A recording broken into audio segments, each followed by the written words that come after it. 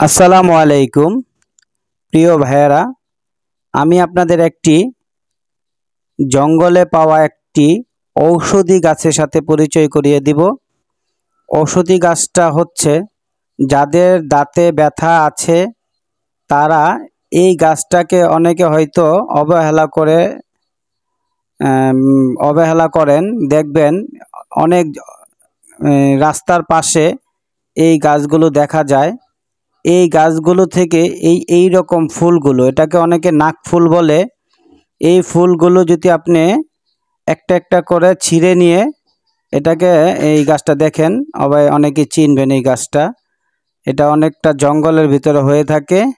এই গাছটাকে, ফুলগুলোকে এভাবে ছিঁড়ে ভালো করে পানিতে ধুয়ে আপনি যদি আপনার যেই দাঁতে ব্যথা করতেছে সেই ব্যথা ক্ষত স্থানে যদি এইটা নিয়ে একটু ঘষাঘষি করেন, তাহলে দেখবেন আপনার দাঁতের ব্যথা 10 মিনিটের ভিতরে চলে গেছে।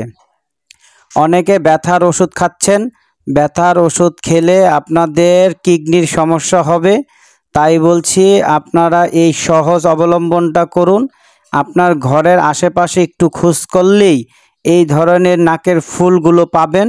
সেই ফুলগুলো ভালো করে পরিষ্কার করে ধুয়ে আপনারা আপনার দাঁতের যেই জায়গায় ব্যথা সেই জায়গায় একটু পরীক্ষা করে দেখুন।